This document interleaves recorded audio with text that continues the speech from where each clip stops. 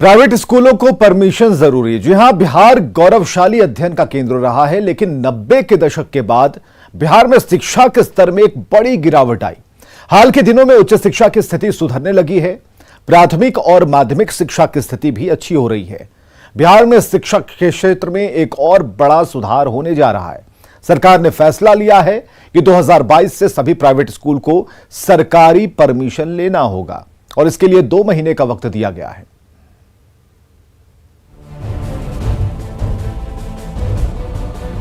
अच्छी शिक्षा भावी इतिहास बनाती है। बिहार की शिक्षा ने पूरे भारत का स्वर्णिम इतिहास रचा है। एक समय भारत विश्वगुरु कहलाता था। उस समय बिहार की धरती पर नालंदा और विक्रमशिला जैसे शिक्षा के केंद्र का विश्व में डंका था। दुनिया के कोने कोने से विद्यार्थी पढ़ाई करने के लिए बिहार आते थे। शिक्षा के क्षेत्र में बिहार का इतिहास काफी गौरवशाली रहा है। बदलते वक्त के साथ बिहार में शिक्षा की स्थिति भी बदल गई। 90 के दशक में तो मानो बिहार में शिक्षा व्यवस्था चौपट ही हो गई। जो राज्य आईएएस का फैक्ट्री कहा जाता है, वो शिक्षा को लेकर बुरी तरह बदनाम हो गया। खासकर लालू प्रसाद राबड़ी देवी के 15 साल के शासनकाल में बिहार की शिक्षा व्यवस्था बेपटरी हो गई। इस दौरान अगर बिहार का सबसे ज्यादा किसी क्षेत्र में नुकसान हुआ तो वो है शिक्षा। शिक्षा के क्षेत्र में बिहार इतना पीछे चला गया जिसकी कीमत उसे आज तक भुगतनी पड़ रही है। बिहार में उस वक्त अधिकांश कॉलेज डिग्री बेचने का अड्डा बन गया। सरकार बदली तो शिक्षा के क्षेत्र में सुधार शुरू हुआ। मुख्यमंत्री नीतीश कुमार सरकारी स्कूल से लेकर प्राइवेट स्कूल में शिक्षा व्यवस्था को दुरुस्त करने पर फोकस रहे। यही वजह है कि पिछले कई दशकों में ऐसा पहली बार हुआ है जब निजी स्कूलों के छात्र बड़ी संख्या में सरकारी स्कूलों की तरफ दाखिला लेते दिखे। वो भी उस वक्त जब पूरा देश कोरोना महामारी का मार झेल रहा था। अब नीतीश सरकार ने एक और बड़ा फैसला लिया है जिससे बिहार में शिक्षा माफिया पर आसानी से नकेल कसा जा सकता है। शिक्षा विभाग ने तय किया है कि अब राज्य में 2022 तक कोई भी प्रारंभिक निजी स्कूल बिना मंजूरी के नहीं चलेंगे। निजी विद्यालय को 30 सितंबर तक वक्त दिया गया है। इस दौरान वो ई पोर्टल पर ऑनलाइन आवेदन देकर मंजूरी ले सकते हैं। सरकार ने साफ कर दिया है कि 31 दिसंबर के बाद किसी भी निजी स्कूल का संचालन बिना मंजूरी नहीं हो सकेगा। जनवरी 2022 में सभी स्कूल को एक क्यूआर कोड जारी किया जाएगा। जो प्राइवेट स्कूल पहले से मान्यता प्राप्त हैं, उन्हें भी ई पोर्टल पर अपने सारे दस्तावेज अपलोड करने होंगे। शिक्षा विभाग की ओर से पहले से मान्यता प्राप्त स्कूल को भी क्यूआर कोड जारी किया जाएगा। दरअसल प्राइवेट स्कूलों की महंगी फीस से अभिभावक परेशान रहते हैं। निजी स्कूलों की भारी भरकम फीस सरकार के नियंत्रण में नहीं है, लेकिन निजी स्कूल को लेकर सरकार के पास कोई डेटा भी नहीं है जिससे पता चले कि प्राइवेट स्कूल किस तरह की मनमानी कर रहे हैं। शिक्षा विभाग से मंजूरी के बाद सरकार के पास पूरा डेटा होगा। सरकार आने वाले दिनों में प्राइवेट स्कूल के लिए कुछ मानक तय कर सकती है ताकि अभिभावकों और छात्रों पर ज्यादा असर न पड़े। Bureau report, news 18।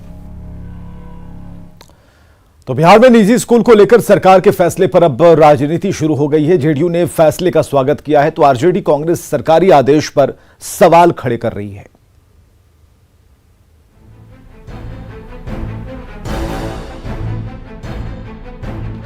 बिहार में अब अगर कोई निजी स्कूल चलाना चाहता है तो उसे सरकार से मंजूरी लेनी पड़ेगी। बिहार में अब पहली से 8वीं तक के प्राइवेट स्कूल बिना सरकारी मंजूरी के संचालित नहीं हो सकेंगे। प्राइवेट स्कूल को अपने सारे डॉक्यूमेंट सरकार के वेब पोर्टल पर ऑनलाइन अपलोड करने होंगे। इन स्कूलों को 2 महीने का वक्त दिया गया है। जेडीयू प्रवक्ता अभिषेक झा का दावा है कि इस फैसले से छात्र और अभिभावकों को लाभ मिलेगा। अमूमन ऐसा देखा जाता है कि कुछ निजी स्कूल मनमानी करते हैं जिसकी वजह से विद्यार्थियों और उनके अभिभावकों को परेशानी होती है। इसके मद्देनजर सरकार ने यह फैसला लिया है कि हर निजी स्कूल को 31 दिसंबर तक सरकार से मान्यता लेनी होगी। इसके लिए ऑनलाइन आवेदन किया जाएगा। सभी जिला शिक्षा पदाधिकारियों को इसके लिए निर्देश भी दिए गए हैं। निश्चित रूप से यह फैसला स्वागत योग्य कदम है। सब कुछ सिस्टम से चलेगा और खास करके विद्यार्थियों को और अभिभावकों को इसका सीधा लाभ मिलेगा। वहीं जेडीयू विधायक शालिनी मिश्रा ने भी सरकार के फैसले का स्वागत किया है। दलील है कि इस फैसले से स्कूल का एक अच्छा मानक तय होगा जो बेहतर शिक्षा के लिए कारगर साबित होगा।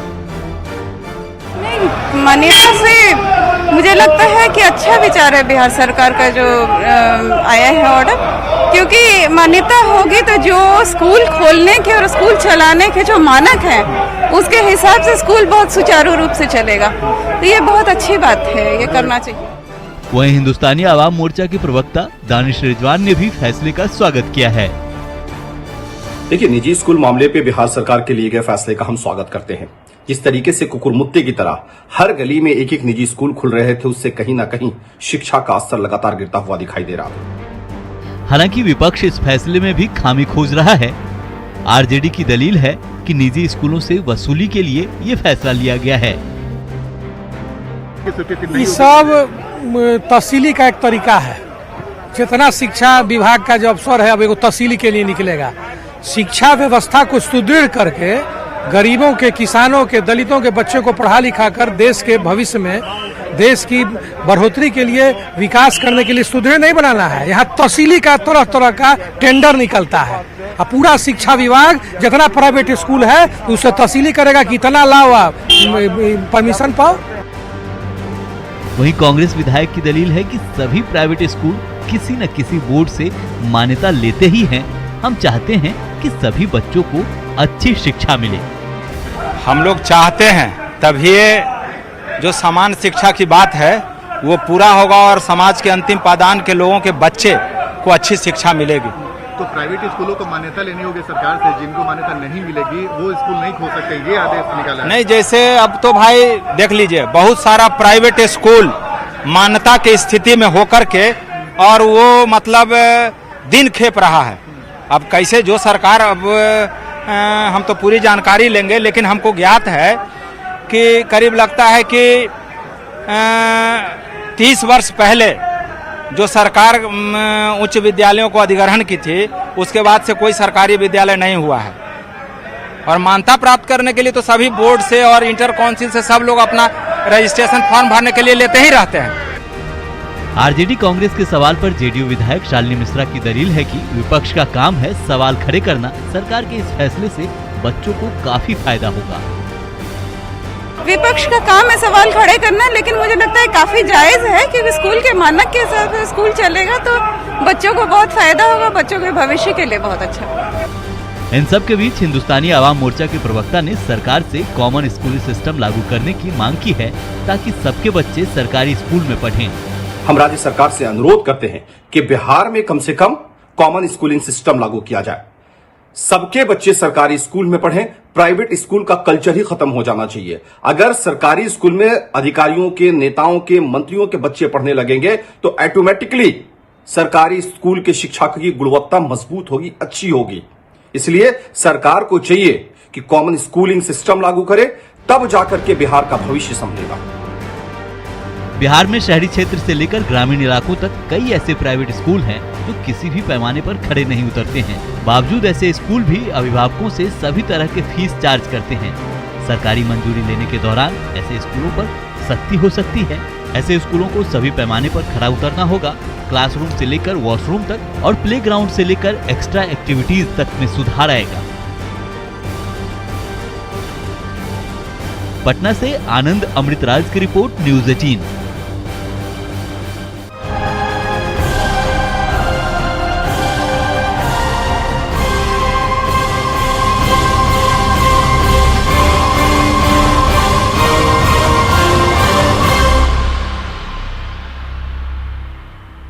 ये है वरलक्ष्मी साबूदाना मैन्युफैक्चरिंग कंपनी। देर पहले जहां कुछ नहीं था, अचानक पानी की वजह से कोहराम मच गया। दरअसल कोलछिकी गांव में जंगली इलाके में अचानक बाढ़ का पानी घुस गया, जिससे जबरदस्त नुकसान हुआ। लोगों के घर डूब गए हैं, अनाज बर्बाद हो गया। अचानक आई बाढ़ से पूरे इलाके में अफरा तफरी मच गई। लोगों ने किसी तरह अपनी जान बचाई। ग्रामीणों ने प्रशासन से मदद की गुहार लगाई है। तस्वीरों को देखकर आप अंदाजा लगा सकते हैं कि स्थिति कितनी भयावह है। क्या नुकसान हुआ? पूरा घर में जितना भी था सामान, चावल में भी पानी है, चावल गेहूं सब खत्म हो गया। दरअसल दूर जंगलों में बारिश होने की वजह से ये नदियां भर जाती। झारखंड के गढ़वा जिले में नदी में अचानक आई बाढ़ से एक बड़ा हादसा होते होते रह गया। लगभग सूख चुकी नदी का जलस्तर अचानक बढ़ गया, जिस वजह से एक ट्रैक्टर चालक पानी के बीच फंस गया। गढ़वा शहर से होकर गुजरने वाली दानरो नदी में देखते ही देखते तेजी से पानी बढ़ने लगा। इस दौरान कल्याणपुर नदी के तट पर गाड़ी धो रहे ड्राइवर गाड़ी के साथ बहने लगे। एक ने किसी तरह से अपनी जान बचाई, लेकिन दूसरा ड्राइवर तेज पानी के बीच पुल के पास फंस गया। सूचना मिलने के बाद सीआरपीएफ के जवान और स्थानीय लोग पहुंचे और पुल से रस्सी गिराकर ड्राइवर का रेस्क्यू किया। ड्राइवर ने बताया कि पानी इतना तेजी से बढ़ा कि निकलने का समय ही नहीं मिल पाया।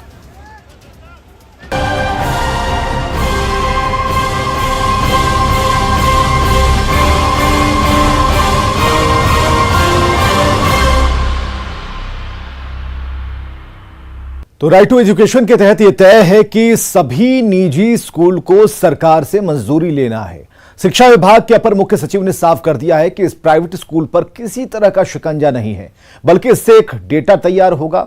सरकार को खबर रहेगी कि कितने बच्चे प्राइवेट स्कूल में पढ़ रहे हैं और कितने सरकारी स्कूल में। वहीं निजी स्कूलों के संचालकों ने भी फैसले का स्वागत किया है। यह रिपोर्ट देखिए।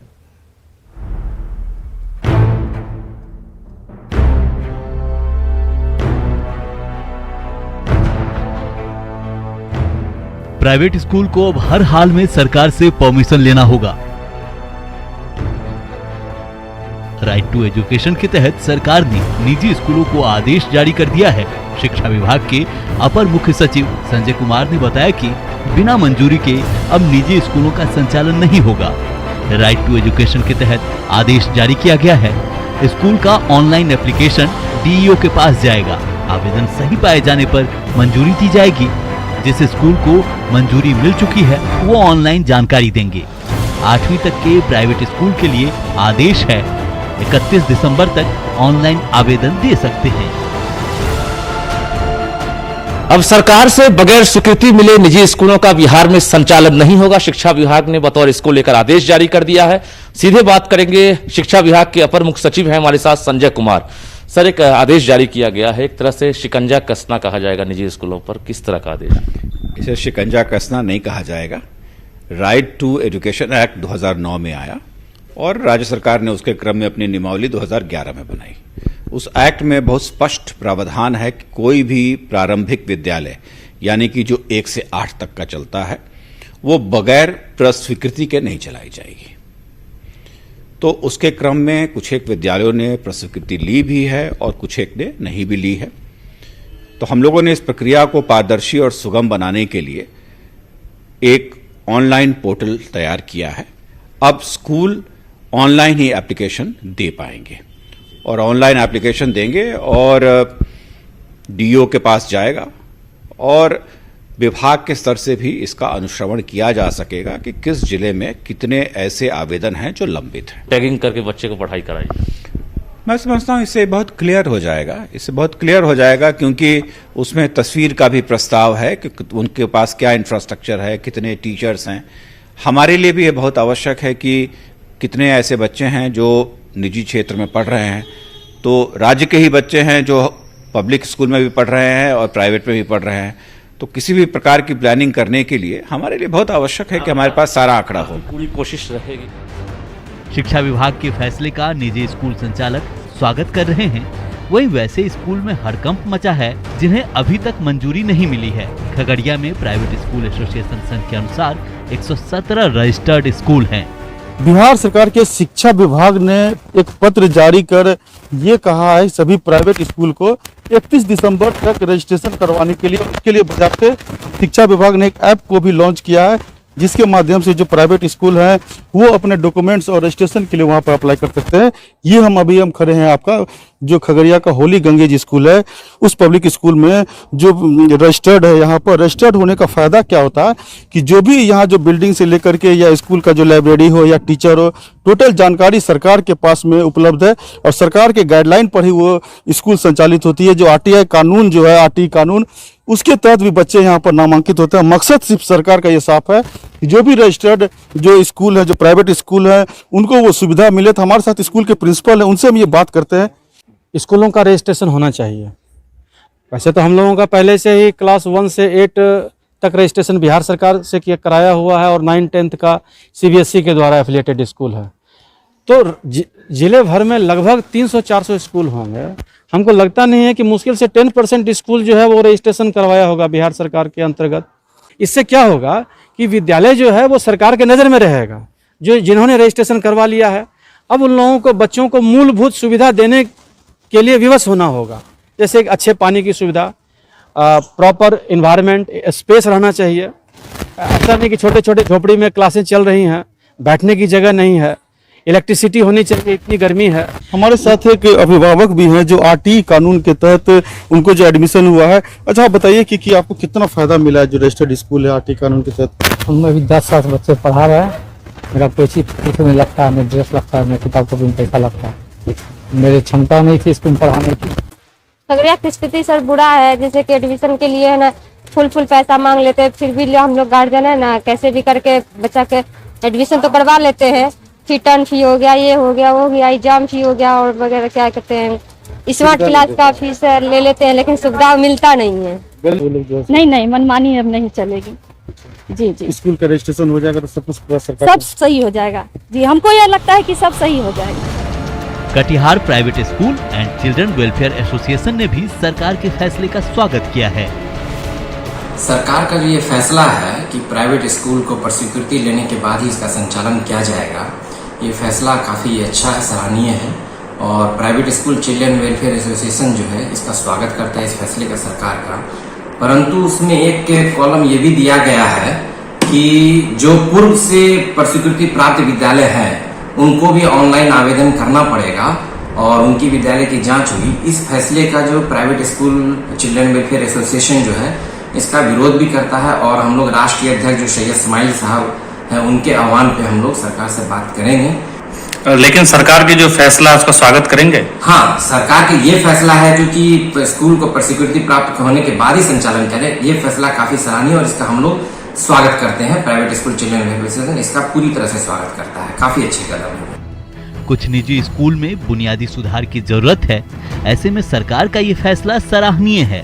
समस्तीपुर के निजी विद्यालय के संचालक और अभिभावक सरकार के फैसले से खुश हैं। बिहार में निजी विद्यालयों पर सरकार ने शिकंजा कसना शुरू कर दिया है और जो निजी विद्यालय सरकार से अनुमति नहीं लेंगे उन्हें अब इस विद्यालय को नहीं चलाने दिया जाएगा। हमारे साथ कुछ गार्जियन और निजी विद्यालय के संचालक हैं, हम उनसे सीधा सवाल करेंगे। पहले जो डायरेक्टर हैं उनसे, जो सर ये सरकार का जो नियम है उस पर क्या कहेंगे? देखिए, किसी सभ्य समाज में एक नियम होता है संस्था के संचालन के लिए, समाज के संचालन के लिए और सरकार के संचालन के लिए। सरकार का जो निर्णय है कि विद्यालय खुलने से पहले सरकार के द्वारा प्रस्वीकृति लेनी है एक नियम के तहत, मैं इसका समर्थन करता हूं और विद्यालय नियमों के तहत चलना ही चाहिए। इसमें कहीं कोई गलत नहीं है, सरकार का ऐसे ही निर्णय है। तो जो निजी विद्यालय हैं उन्हें सरकार का जो भी नियम कानून होंगे वो पालन करना चाहिए। हाँ, निश्चित रूप से विद्यालयों को नियम कानून का पालन करना चाहिए, तभी तो एक बच्चे को सिखा पाएंगे कि नियम क्या होता है। जब विद्यालय ही नियम कानून का पालन नहीं कर पाएंगे तो हम बच्चे को क्या सिखाएंगे? कई मामले में देखे गए जो ये सरकारी आदेश का निजी विद्यालयों के द्वारा विरोध किया गया था, तो ऐसे में फिर कैसे संभव हो पाएगा? विरोध करने का कोई मतलब नहीं है। अच्छी बात है कि राइट टू एजुकेशन के तहत बच्चों को, जो गरीब बच्चे हैं उनको निःशुल्क शिक्षा मिलनी चाहिए। इसमें सरकार का हमारा सहयोग करना चाहिए। समाज के बच्चे हमारे बच्चे हैं, विद्यालय सामाजिक संस्थान होता है, उसमें बच्चों को, जो गरीब तबके बच्चे हैं उनको पढ़ाने के लिए हमको प्रयास करना चाहिए। सरकार भी तो यही कर रही है। सरकार कह रही है कि 10 टीचर रखना चाहिए, तो हमको तो रखना चाहिए। बिना ट्रेनिंग का टीचर कैसे पढ़ाएगा? इसलिए I support all the whatever decision has been taken by the government, I support that. तो ये निजी विद्यालय के समस्तीपुर के संचालक थे और हम कुछ अभिभावक हैं, उनसे जानना पड़ा सरकार का जो आदेश आया है उस पर क्या कहेंगे अभिभावक के तौर पे? नहीं, सरकार का आदेश सही है, सही होना चाहिए, सिक्योरिटी मांगना चाहिए प्राइवेट स्कूल को, ये सही है। गया में 900 के करीब निजी विद्यालय हैं, लेकिन कई स्कूल में संसाधन की कमी है। ऐसे स्कूल को मान्यता मिलने में दिक्कत आएगी। कोरोना और लॉकडाउन की वजह से प्राइवेट स्कूल को काफी नुकसान झेलना पड़ा है। सरकार के द्वारा जो निर्देश दिया गया है कि मंजूरी के बाद ही विद्यालय चलाया जाए, तो मेरे ख्याल में सरकार के द्वारा किया गया निर्देश एक अच्छी पहल है, परंतु इस पे सरकार को भी सोचना होगा कि आर्थिक रूप से कमज़ोर जो विद्यालय के संचालक हैं उनके लिए एकाएक सारी व्यवस्था कर पाना शायद मुश्किल भरा हो सकता है। पहले सरकार को इनके साथ एक बैठक करनी चाहिए, संस्थापक के साथ क्या परेशानी है, इन परेशानियों पे बैठ कर चर्चा किया जाए और चर्चा के बाद इन्हें एक मौका दिया जाए और मौका देने के बाद अगर विद्यालय संचालक फुलफिल नहीं कर पाते हैं तो बेहिचक इन पे कार्रवाई होनी चाहिए, क्योंकि एफिलिएशन के लिए इन्हें बुनियादी सुविधा का ज़रूरत है, जिसके तहत अग्निशमन का उपकरण चाहिए, प्रत्येक वर्ग कक्ष में कैमरे का आवश्यकता है, आरओ वाटर का सुविधा चाहिए, शौचालय बुनियादी आवश्यकता में है या होना चाहिए, प्रत्येक वर्ग कक्ष में 40 बच्चों की उपस्थिति से ऊपर नहीं होनी चाहिए। और संचालय के साथ एक और परेशानी होता है कि लगभग विद्यालय किराए के मकान पर संचालित होता है, तो किराया लगभग 10 से 15 का किराया होता है, बिजली का बिल है, और ऐसे विद्यालय लगभग 10 से 15 कर्मचारियों को लेकर के विद्यालय संचालन करते हैं। तो इसका एक सकारात्मक पहलू यह भी है कि कहीं न कहीं सरकार का बोझ वो भी कम कर रहे हैं, जिससे कि 10-15 लोगों को रोजगार तो दिए हुए हैं। ज्यादातर प्राइवेट स्कूल के संचालक सरकार के फैसले का स्वागत कर रहे हैं। शिक्षा में सुधार के लिए ये जरूरी भी है। Bureau report, news 18।